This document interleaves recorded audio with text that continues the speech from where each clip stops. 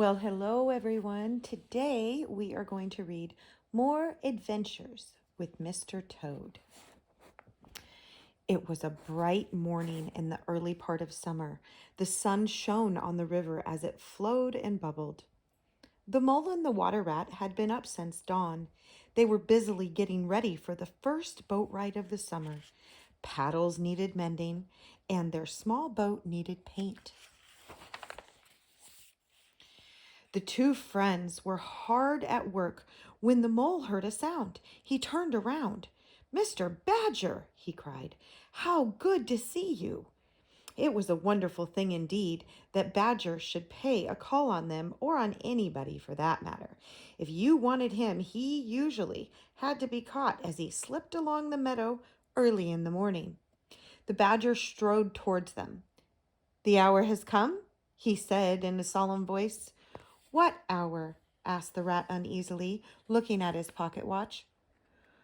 "Whose hour, you should say," replied the Badger. "It's Toad's hour." All along the river and in the woods, the toad was being talked about. Many months before, Toad had seen a motor car. Instantly, he'd fallen in love with the machine. The problem was that the toad was a terrible driver. He'd already had 7 cars and 7 accidents, and he'd landed in the hospital 3 times. But, of course, Toad thought he was an excellent driver, and no one could tell him he wasn't. "We must go to Toad Hall and rescue our friend the toad before he winds up in jail," said the Badger. "Right you are," called the rat. "We'll rescue the poor, unhappy animal." "You knew it must come to this sooner or later," the Badger explained. "Your awful driving and smash-ups and problems with the police have gone far enough. Come with me into the library. I have a few things to say to you. We'll see if you come out of that room the same toad that you went in." The mole and the rat waited. In the other room, they heard the Badger's low voice talking on and on. Every once in a while, sobs could be heard. When the door to the library opened, the toad was drying his eyes. "Sit down, Toad," said the Badger kindly. "Friends," he announced, "I am happy to say that the toad has seen the error of his ways." "That is very good news indeed," said the rat. "Toad," said the Badger, "promise us that you are through with cars." There was a long silence. Toad looked this way and that. At last he spoke. "No," he said, "I won't. I shall never give up." "Oh, very well, then," said the shocked Badger. "Take him upstairs and lock him in his bedroom." "It's for your own good, Toady," said the mole, and the struggling toad was dragged up the stairs by his 2 faithful friends. The Badger, mole, and rat took turns guarding the toad. At first, the toad would shout unkind things at them through the keyhole. Then he would sit on his bed making noises like a car. As time passed, though, the toad became very quiet. His friends tried to cheer him, but nothing seemed to work. All day long, the toad would lie in bed, staring at the walls of his room. One fine morning, the Badger and the mole decided to take a long walk through the woods. It was the rat's turn to look after Toad. The rat fixed a breakfast tray and carried it in to his friend. "How are you today?" asked the rat. "Thank you so much for asking," answered the toad feebly. "But don't trouble yourself about me.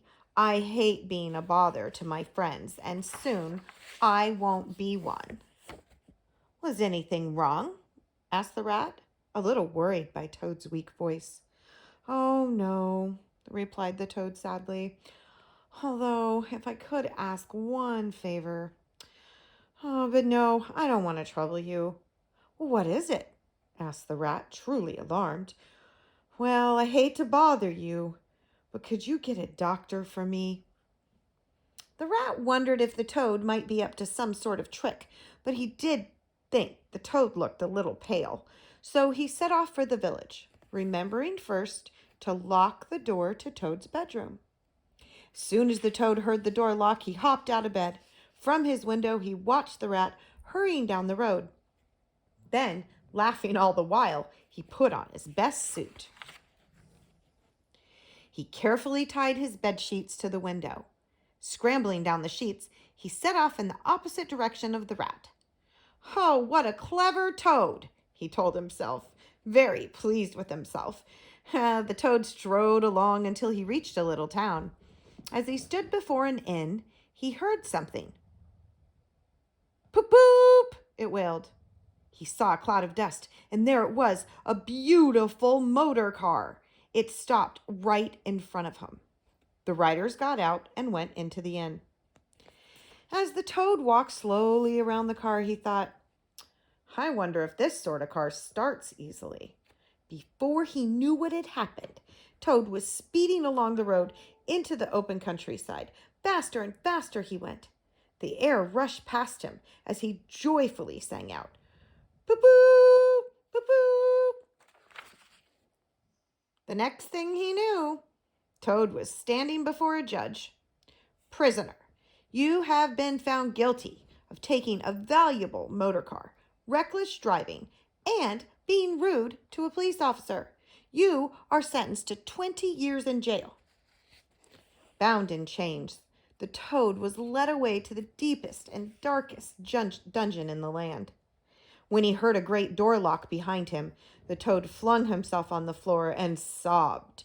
This is the end of everything, he cried. Or at least it is the end of the well-liked and handsome toad. Oh, what a stupid animal I was. As the dreary days passed, Toad would not eat. Lying in his cell, he sobbed unhappily. The young girl visited the toad many times after that. Oh, whoops.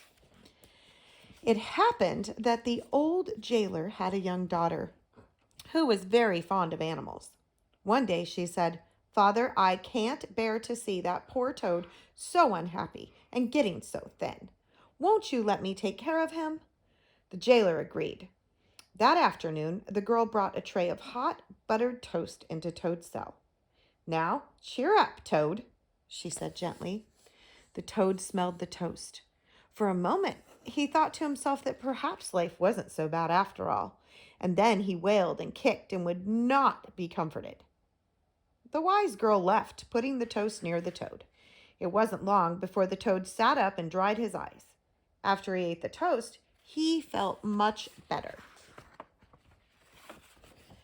The young girl visited the toad many times after that, and they became good friends. They spent many hours talking, or rather, the toad talked and the girl listened. He told her all about Toad Hall and how much he missed it. The girl felt very sorry for Toad. She thought it was awful that he should be locked up for what seemed to her a very small mistake. One morning she said, Toad, I have an aunt who is a washerwoman here at the prison. She told him her plan. Dressed as a washerwoman, the toad could walk right past the guards and escape. At first, the toad said no. He didn't like the idea of dressing up as a washerwoman very much, but when he saw that it was his only chance, he agreed. That night, Toad found a long dress, a shawl, and a black bonnet in his cell. Although he was scared, he put on the clothes. Slowly he made his way through the long, dark tunnels of the dungeon. In his arms, he carried a basket of laundry. It seemed hours before he had passed through the last gate of the prison. But at last he was free. He ran quickly to the train station. As he reached for his money to buy a ticket, his heart sank. He had left his coat and all the money in it back in the jail. Tears ran down his face as he stood alongside the train. The engineer, who was shining the engine, asked him what was wrong. Oh, sir, cried the toad, I am a poor washerwoman. I've lost all my money, and I can't buy a ticket. What will I do? I must get home to my children. The kind-hearted engineer felt sorry for the poor washerwoman. He told her she could ride with him and the engine. The toad was very happy. As he sat beside the engineer, the train roared and rushed along. Suddenly, the engineer looked out of the window of the engine. We're being followed, he said, and indeed they were. Another train, full of police officers waving pistols and sticks was close behind. Toad fell to his knees, crying, "I must tell you the truth. Beneath these washerwoman's clothes is not a washerwoman. It is I, the well-known and popular Toad. I have just escaped from prison. I beg of you, please save me." The surprised engineer said, "Perhaps you have been a wicked Toad, but I do feel a bit sorry for you." He told the Toad of a bend in the track up ahead, where the Toad could jump to safety. When they came to the place, the engineer shouted, "Jump!" and off the Toad flew. Hiding in some bushes, he watched both trains speed past him. Then he laughed and laughed, rolling about on the ground and holding his sides. He was free! "Oh, what a clever Toad I am," he thought. Although he was tired and far from home, the Toad couldn't be happier. Tomorrow he would set out for Toad Hall. Crawling beneath some bushes for shelter, he made himself a bed of leaves and twigs, and there he slept very soundly all night long. The end.